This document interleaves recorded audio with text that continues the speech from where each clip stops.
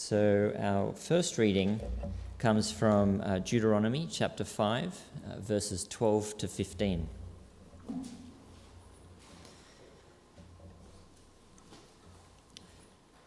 Observe the Sabbath day to keep it holy, as the Lord your God commanded you. 6 days you shall labor and do all your work, but the seventh day is a Sabbath to the Lord your God.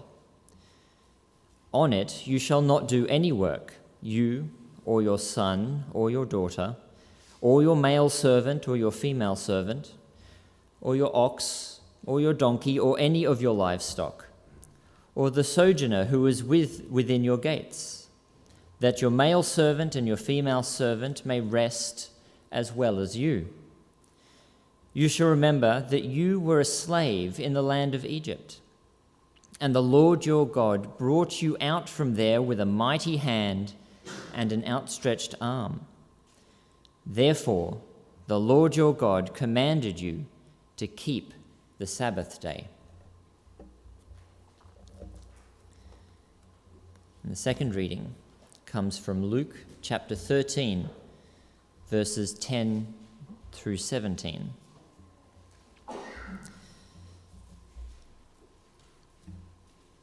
Now he was teaching in one of the synagogues on the Sabbath. And behold, there was a woman who had had a disabling spirit for 18 years.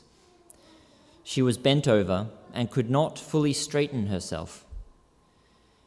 When Jesus saw her, he called her over and said to her, "Woman, you are freed from your disability."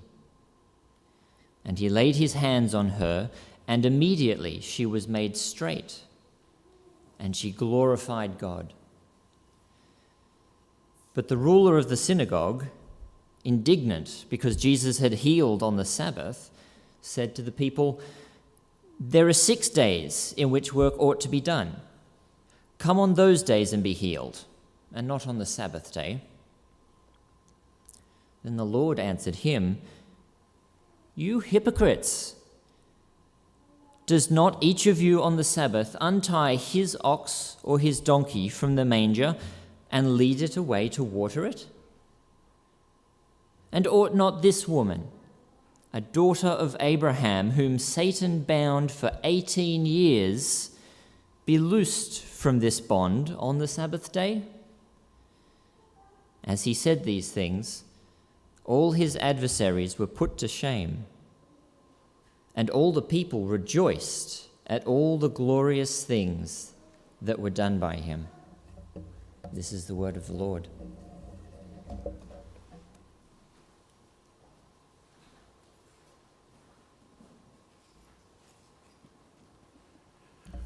Thanks, Peter.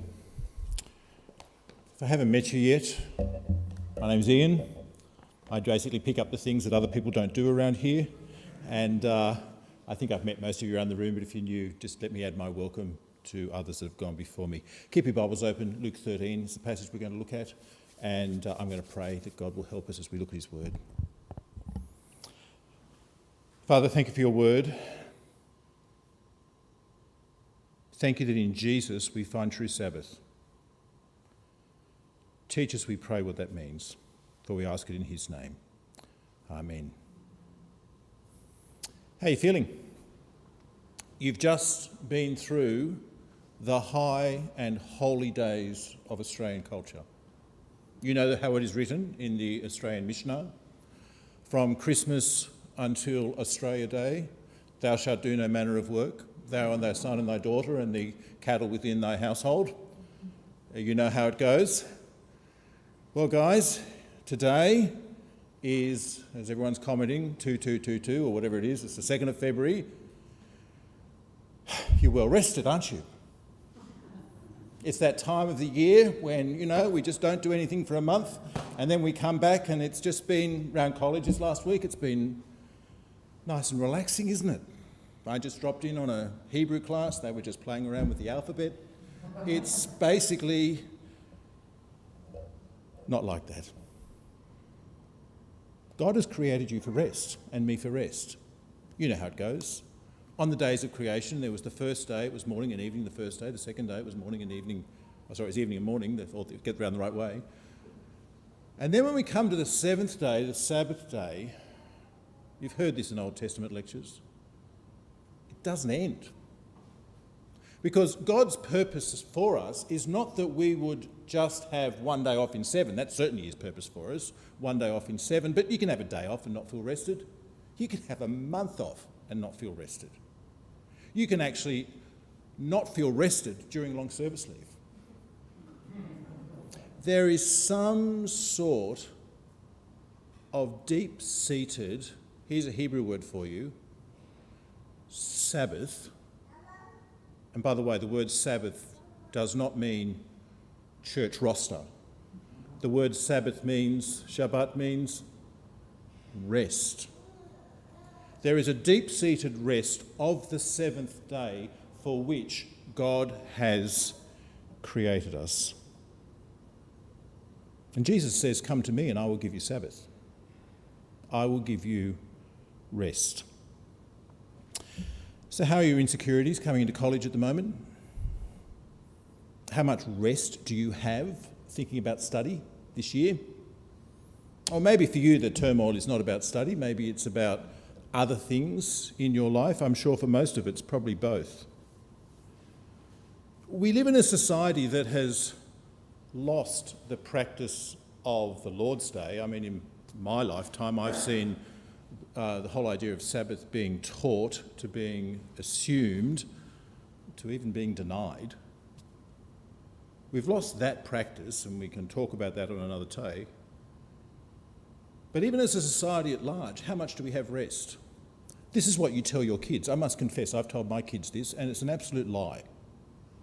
I've said to them, you can be whatever you want. All you have to do is, can you finish it for me? Work hard. And so basically what we do is we just work and work and work.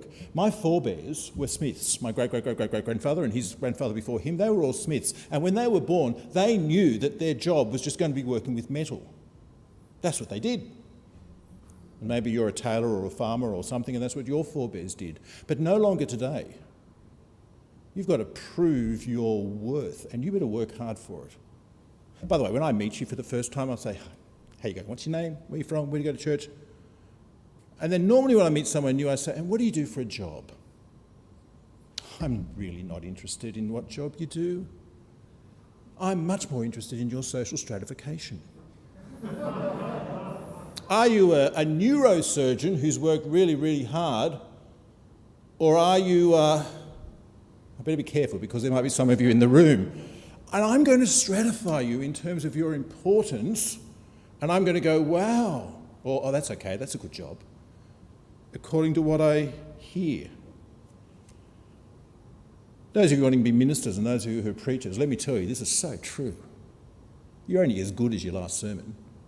It doesn't last longer than a week. So there's no resting. You've got to prove who you are. And COVID hasn't made it any better. In COVID, we were told that we could work anywhere. Do you know the reality? We've worked everywhere. You can work at home. Is that great? So home has become not the haven of rest. It's become the alternate office and the place for homeschooling simultaneously. And more often I hear of ministers who are burning out, and 2 weeks off just doesn't help. And it's not just ministers. Let's get out of our bubble. Healthcare workers, teachers, accountants. We live in a society that is chronically tired. And it's only February. Well, when we come to Luke's Gospel, and what we're going to do in these next 4 weeks is we're going to do 4 sermons that look at contrasts between people who are objects of grace and people who are enslaved to law. We're going to look at 2 from the New Testament, from Luke's Gospel, and 2 from the Old Testament, from Genesis. And as we look at this passage this morning, which happens on the Sabbath, we see it fits into an ongoing theme in Luke's Gospel. And that is that Jesus heals on the Sabbath. It's not the first time Jesus has done this. If you remember back in Luke chapter 6, Jesus goes and sees a man on the Sabbath who has a withered hand. If you remember the story, and he heals the man with the withered hand, and all he discovers is the withered hearts of the Pharisees who are so caught in their legalism. By the time we get to this chapter of Luke 13, we know, or Jesus should know, that healing on the Sabbath is going to get him into trouble, and yet he does it. Now, it's not the last time he does it. If you look at Luke chapter 14, he does it yet again. And none of the commentaries say this, and let's have a chat about this over lunch, and why don't you chat a bit over the lunch? Is Jesus being deliberately provocative by healing on the Sabbath? Is he trying to say something about the true nature of Sabbath? Is there a word play that does not work in Hebrew and does not work in Greek, but does work in English? And here's a word play for you.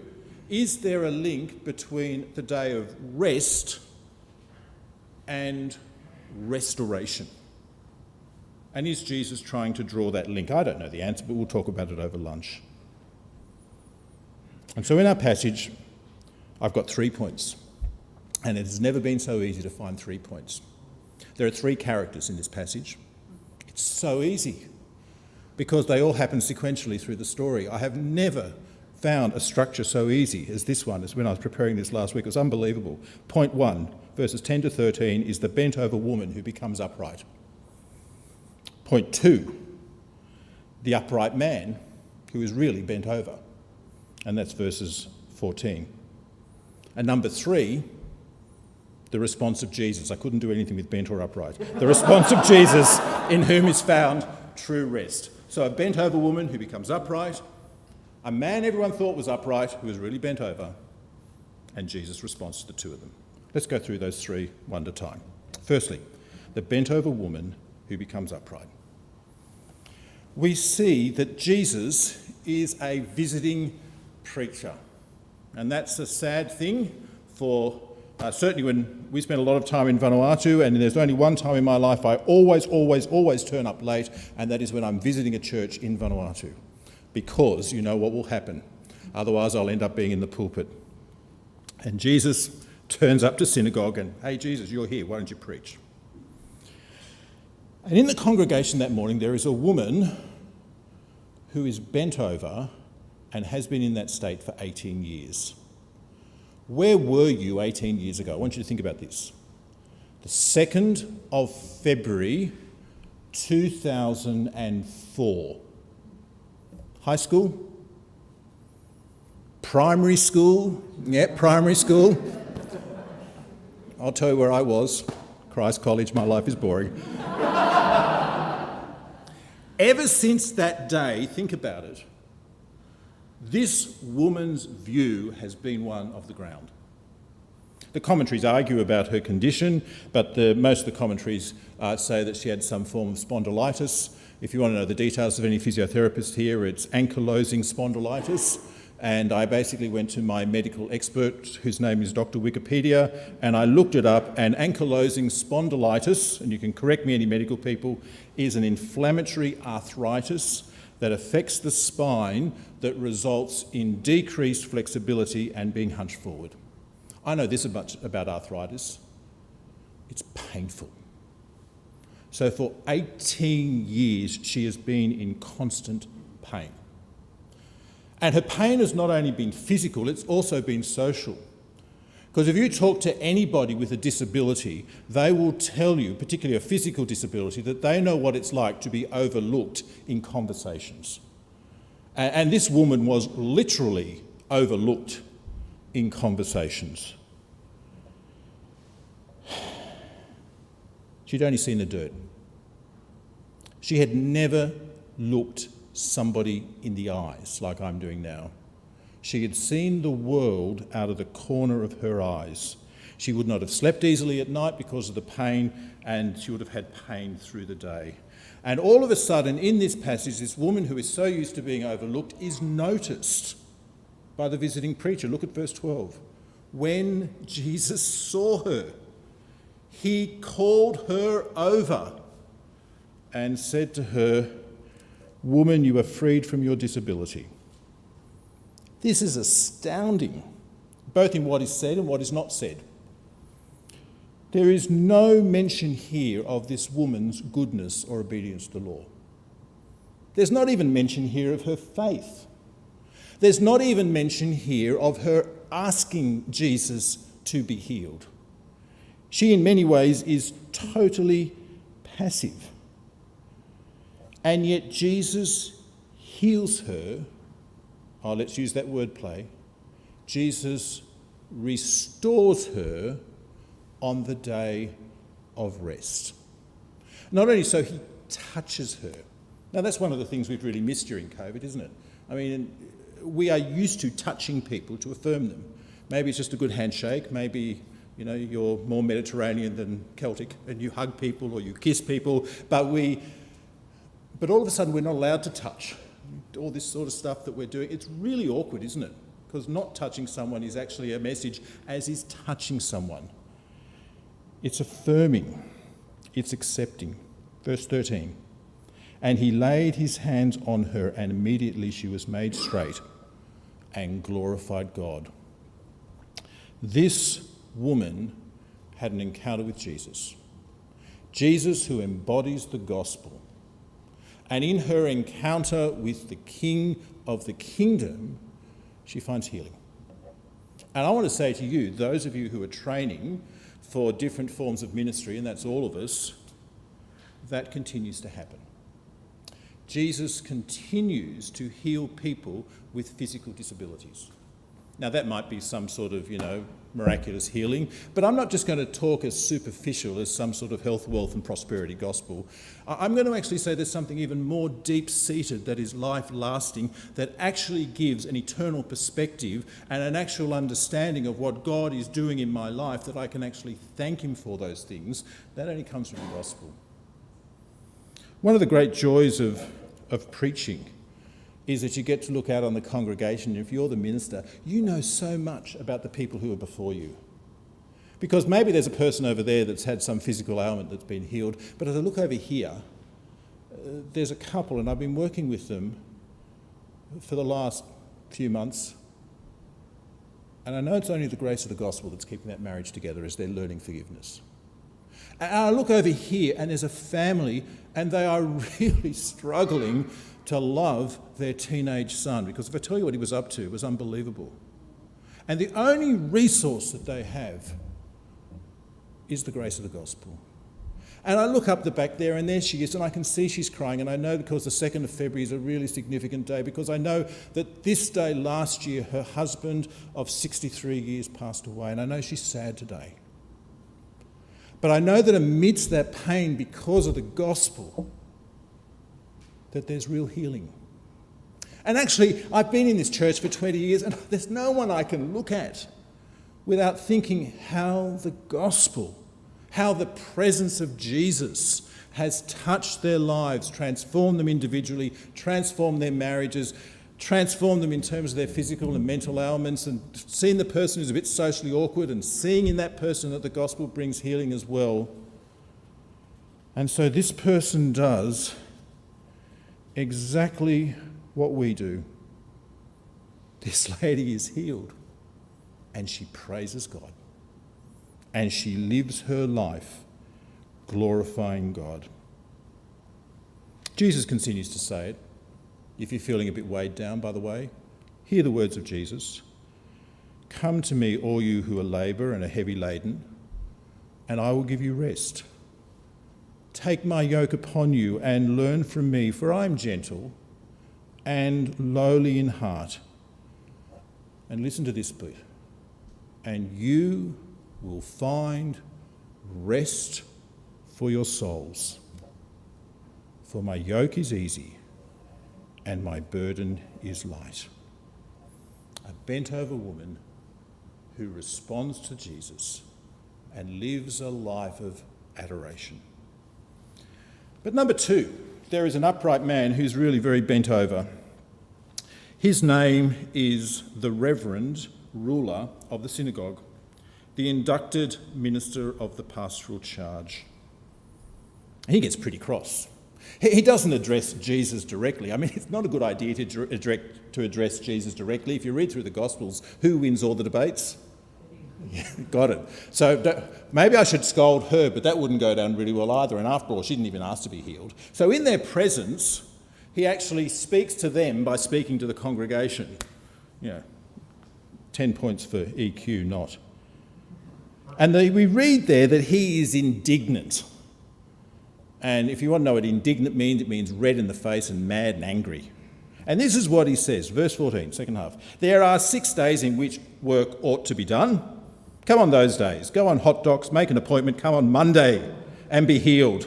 And not on the Sabbath day. When I read that, I think, are you serious? This woman, who since the 2nd of February 2004 has been bent over and is becoming every Sabbath day to your congregation, and she is healed today, and all you can say is, he broke the rules, he broke the rules. Really? If it was me, I'd be thinking, who is this guy, Jesus? Isn't that an obvious question? I might even turn to him and say, well, thank you. I don't know what happened, but wow, thank you. I might go to this woman and in the non-COVID times, I might give her a hug. Sister, this is wonderful. Look at what God has done in your life. But he gets angry. Jesus didn't obey the law. COVID has brought out our understanding of law. How do you respond to the laws of COVID? For some of you, your inner Pharisee has glowed and glowed. This is true. Last week I was checking into Burwood Plaza, and as I was checking in and also writing this sermon at the same time, I noticed the stream of people who walked past me and did not QR code in. And if they had heard what my heart was saying, they would have heard but when you QR code in, you feel you're on 7th heaven. Which can only be exceeded. This is an unbelievable feeling. Maybe some of you know it. When you remember to check out as well. But maybe others of you are like the ones who walk past. That you talk about hermit kingdoms. That you talk about there is no right for this sort of law. Wherever you stand on this spectrum, we are all have some response to laws that are in place for us. What is your response and what is our response to the 10 Commandments? Well, the gospel is not, I obey, therefore I'm accepted. The gospel, and what we see in this woman, is I'm accepted, therefore I obey. Calvin says that the law of God is like a mirror. And when we look into that mirror, we kind of see ourselves. And as we see ourselves, so we see that which needs to be fixed up by the grace of the gospel. So this morning, we're looking into the law of Sabbath. And as we look back, I can see that maybe there's something I need to do about rest. Or maybe the issue for you is truthfulness or sexual fidelity or honouring your parents. But the law there is to point me to Christ. But for some of us, we look in the mirror and we just preen ourselves. I'm looking pretty good. I QR code in 5 times a day. And this man was like that. He was seeing himself in comparison to others. I'm so glad I didn't go to his church. I've been to his church before. I have been to these people's churches, and I'll tell you what they give me. They dispense me guilt for breakfast. They give me fear all day. And I go out of the church with the judgment of God ringing in my ears. And do you know what? I knew all of that before I walked in the front door. No, the law is not motivated by love. See, what's the point of God's law? Well, for those of you who are parents, I imagine you have laws in your household. When we had small kids, this is one of the laws we had. You shall not eat dessert unless you've eaten all your vegetables. Have you ever heard that law before? Okay, some of you copied us. Basically, why does a parent give that law? But the problem is we've got 4 kids. Maybe you have lots of kids as well. And in every family there's a Pharisaic kid. And I'm not going to tell you who it is. And when it comes time for dessert, one of the kids will say, Johnny shouldn't have dessert because he hasn't finished all his vegetables. Now, what's motivating you as a parent is love. But what's motivating the Pharisaic sibling is maintaining their place of influence within the family. Their understanding of law is totally self-serving. And this ruler of the synagogue was using the rules not for love, but for propagation of self. And so finally, in verse number 3, Jesus responds in verses 15 through 17. And it's interesting, I'd love to chat about this as well. He turns around to this guy and he doesn't just say, you hypocrite, but he says, you hypocrites. He joins all the others join in as well, all the other religious leaders there. He says, you're using the law like the Pharisaic sibling. You're using the law to consolidate your power, and you're wielding it in a way that is totally hypocritical because you're using it to harm others. This guy, this ruler of the synagogue, thought he controlled everything through his laws. And maybe you've been in a church with the reverend ruler of the synagogue that always preached about grace but never exhibited it. Maybe you've been in a church with the great church planter who wants to become a superstar and you just feel like you're a pawn in his quest. Maybe you've been in a church where you have been guilted so many times because of the Pharisaism that comes from the reverend ruler of the synagogue. And sometimes we forget that we are under shepherds pointing people to the chief shepherd who is full of grace and love. And it's not just pastors. If you're a mother, if you're a father, if you're a friend, if you're a youth worker, any form of ministry that we have, the law is there to show grace.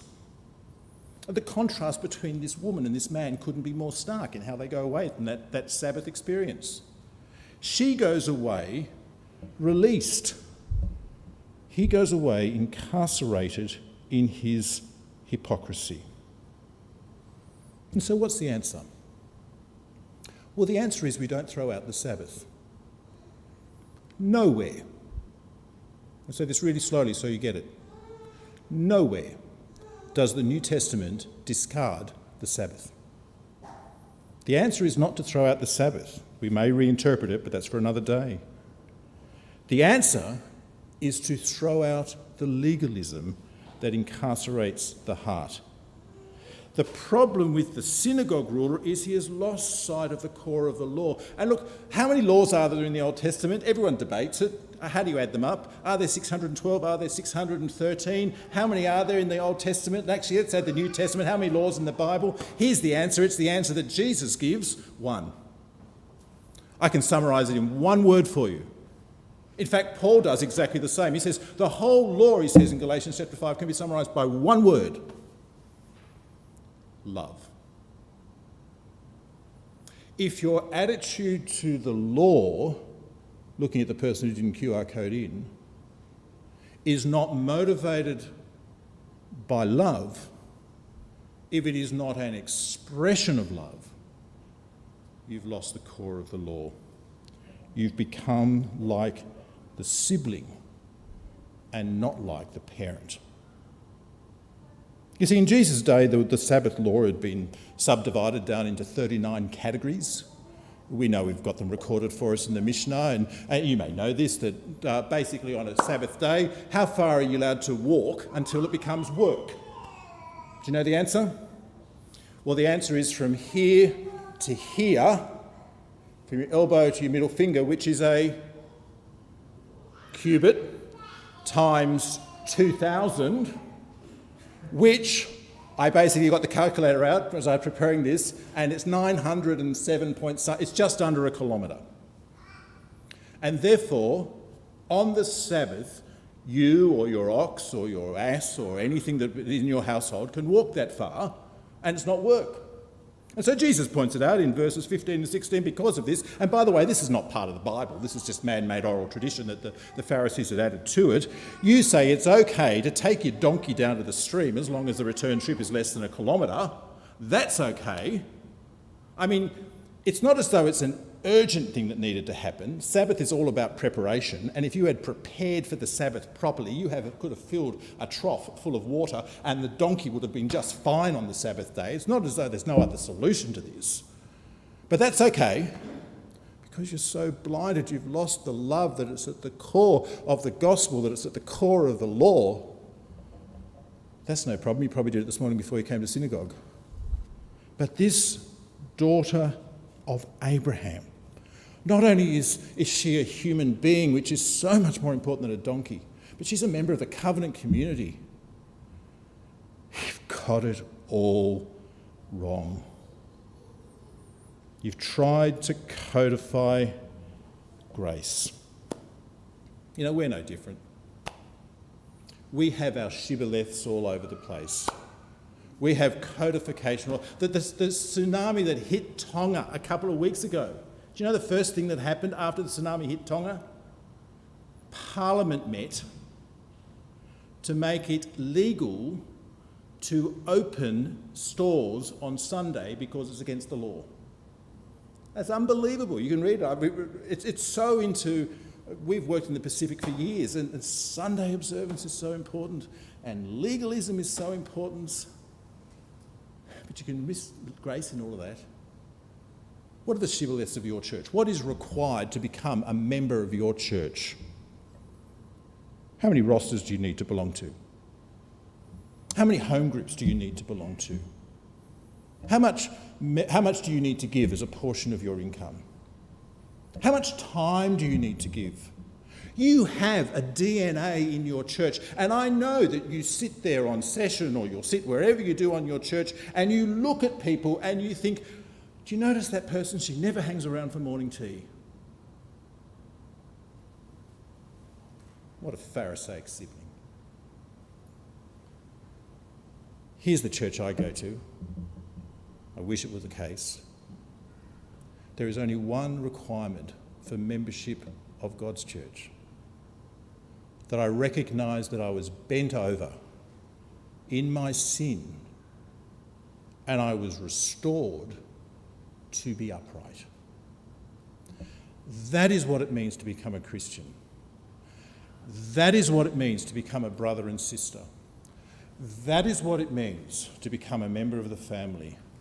And from that flows an understanding of the law that is motivated by grace and motivated by love.